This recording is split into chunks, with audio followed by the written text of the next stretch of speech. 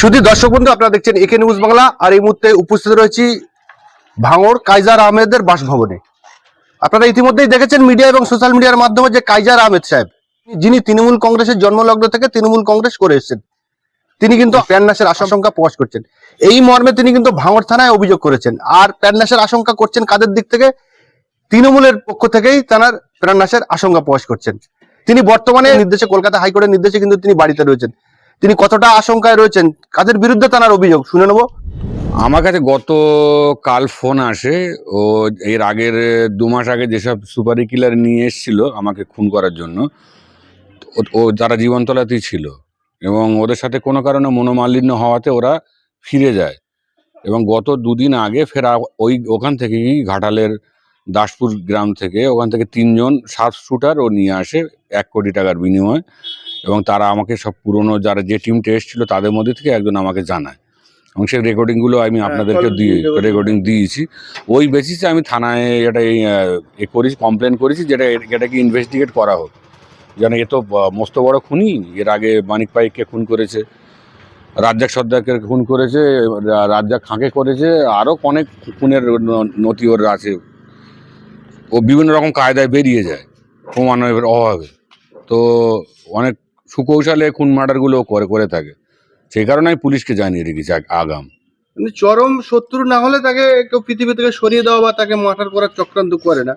আপনাদের মধ্যে এমন কি চরম শত্রুতা কোন জায়গায় হয়েছে যে পৌঁছে গিয়েছে যে সেই জায়গা থেকে এই সিদ্ধান্ত? ক্ষমতার টপ লেভেলে থাকার জন্য মানুষ অনেক সময় অনেক কিছু ভুলভ্রান্তি করে এবং যার পতন সামনে অনিবার্য এবং নিশ্চিত, তার দ্বারা অনেক কিছু ভুলভ্রান্তি হয়। এমন কিছু তার সাথে আমার কোনো ব্যক্তিগত শত্রুতার কোনো লেভেল কোনো জায়গায় কোনোদিন ছিলই না।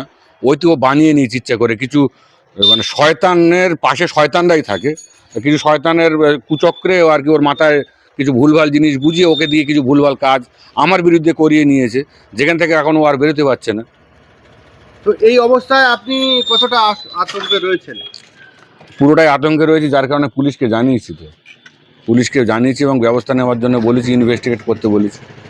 আরাবুল সাহেব তিনি সাসপেন্ডেড, আপনি কিন্তু দলের সাসপেন্ডেড নন, আপনি দলের নেতা। ওই তো বড় হরিদাস পাল সরকার তো বলে বেড়াচ্ছে আমি সাসপেন্ডেড। ও সাসপেন্ড কোথায় আমি দেখাক। আজকে তো একটা চ্যানেলে বলেছে আমি সাসপেন্ড। তো ওর দলটা কি ওর বাপের পৈতৃক সম্পত্তি নাকি যাকে তাকে মনে করছে সাসপেন্ড? আচ্ছা, ও এত বড় হুনো নেতা, তো ও ভাঁড় থেকে ভোটে দাঁড়াক না দেখি। আমি ওকে ওপেন চ্যালেঞ্জ করছি তোমাদের মাধ্যমে, যে বাপের বেটা যদি হয় ও ভাঁড় থেকে নির্বাচনে প্রতিদ্বন্দ্বিতা করে এখান থেকে জিতে দেখাক। বড় বড় কথা, এর শহীদ মিনারের থেকে আমি ভাঁড়ের বিধানসভায় লোক ভরিয়ে দেবো, আমি করব তা করব, কোটি কোটি টাকা খরচা করছে। তা তোর এতই বড় যখন দম আছে, দল যখন তোকে প্রস্তাব দিয়েছে ভাঁড়ে দাঁড়ানোর জন্য, তা তুই ভাঁড় বাদ দিয়ে বলছিস কেন আমি আমার পুরনো সিটে দাঁড়াবো? তুই ভাঁড়ে দাঁড়া না। বলছে ভাঁড়ে আমি দাঁড়াতে পারে, আবার আমার ছেলেকে বা আমার জামাইকে স্ক্যানিং দিতে হবে কি? দলটা কি ও কিনে রেখে দিচ্ছে নাকি? দল যা স্ক্যানিংয়ে যাকে মনে করবে তাকে দেবে। তুই ভাঁড়ে দাঁড়া না দেখি। ভাঁড়ে ধরে 2.5 বছর ধরে নার্সিং করছিস, খুন করছিস, মিটিং করছিস, সভা করছিস, সমিতি করছিস, তাহলে ভাঁড়টাকে ভালো করে তুই বুঝে নিয়েছিস। কম্বল দিচ্ছিস, চাল দিচ্ছিস, ডাল দিচ্ছিস, তা তুই ভাঁড়ে দাঁড়া। কত লোক তোকে ভালোবাসে দেখি, কত ভোটে তুই জিতিস দেখি। আপনি তৃণমূলের নেতা, আর যার বিরুদ্ধে অভিযোগ করছেন তিনিও তৃণমূলের একজন নেতা। তো আপনি উপরের মহলে জানিয়েছেন আপনার উপরে নেতা? না, এখন মমতা ব্যানার্জি তোকে সাপোর্ট দিচ্ছে। তো মমতা ব্যানার্জির হাতর মাথার ওপর রয়েছে। তো ও জানে ভাঁড় যে কোনোভাবে 5-7টা খুন করতে, মার্ডার করতে হলেও, লাশ পড়লেও পড়বে, আমি ভাঁড় আপনাকে উপহার দেবো। তো অলরেডি তো শুরু করে দিয়েছে না, রাজ্জাককে করেছে, আরও এখনও 4-5টা আরও বাকি রয়েছে, তার মধ্যে আমি আছি, আরও কয়েকজনা থাকবে। তো তার শেষ প্রক্রিয়া তো শুরু করে দিয়েছে, একটা মার্ডার করে তো শুরু করে দিয়েছে। এবং মমতা ব্যানার্জি যখন যার প্রয়োজন হয় তখন তাকে ইউজ করে। আমাদের একসময় প্রয়োজন ছিল, ইউজ করে নিয়েছে, এখন ওকে প্রয়োজন ওকে ইউজ করছে। ও কদিন পরে বুঝবে। এই যে মমতা ব্যানার্জির হাত মাথায় রয়েছেন বলছেন, আপনারা পুরনো তৃণমূল, তো এই যে আপনাদের ব্যর্থতা নয় কি যে মমতা ব্যানার্জির হাত তৃণমূল অন্য দল থেকে তার মাথায় চলে গেল, আপনাদের মাথা থেকে সরে গেল কেন? না, আমাদের ব্যর্থতা নয়, আমাদের সততার ব্যর্থতা। ঠিক আছে? আর আমরা ওই ধরনের সিপিএমই কায়দায় হারমাতগিরি করে রাজনীতি করতে পারবো না। এখন 15 বছর এই দলটার ক্ষমতা হয়ে গিয়েছে। একটা অ্যান্টি ইনকামবেন্সি ফ্যাক্টর সবসময় কাজ করে গভর্নমেন্টের বিরুদ্ধে, এবং তার বিরুদ্ধে কিছু করতে গেলে একটু দমন পীড়নের ব্যবস্থা করতে হয়। সেই দমন পীড়নটা ওর দ্বারা হচ্ছে, আমাদের দ্বারা হবে না। যার কারণে আমরা পিছিয়ে হটে এসেছি, ও ফ্রন্টে এগিয়ে চলে গেছে। ওর করিশ্মা, ওর কায়দা ও দেখিয়ে দিয়েছে। পঞ্চায়েত ভোটে এখানে 20-22টা মার্ডার করে দিয়েছে, দল ওকে পুরো সাপোর্ট দিয়ে দিয়েছে। আবার ফের লোকসভায় 40,000-এর মতো ভোটের লিড দিয়ে দিয়েছে, দেখিয়েছে, রেজাল্ট দেখিয়ে দিয়েছে। আর ওরই বেসিসে ও বলে দিচ্ছে যে আমি ভাঙড় জিতিয়ে দেবো, দল বিশ্বাস করছে ওর কথা। তাহলে কে আরাবুল সাইড হলো, কে কাইজা সাইড হলো, কিচ্ছু যায় আসে না। তুই বাবা তোর মতো চালিয়ে যা, আমাদের রেজাল্ট দরকার। তো আমরাও রেজাল্ট, এখানে ভাঙড়ের মানুষ একদম হাতে গরম রেজাল্ট নিয়ে বসে রয়েছে শওকত মোল্লা এবং তার টিমকে দেওয়ার জন্য। তো যে সরকার ছিল যার বিরুদ্ধে আপনাদের লড়াই করে তৃণমূলকে ক্ষমতা এনেছেন, সেই সময় এতটা আতঙ্কে ছিলেন কি আপনি?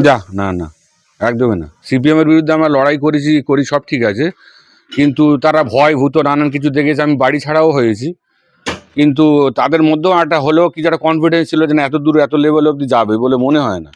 তারাও খুনি ছিল, তার খুনগুলো করতো কথা, শওকতের মতো লোক আরো যারা রেজ্জাকের মতো যারা ছিল হারমাত, তারাই করতো।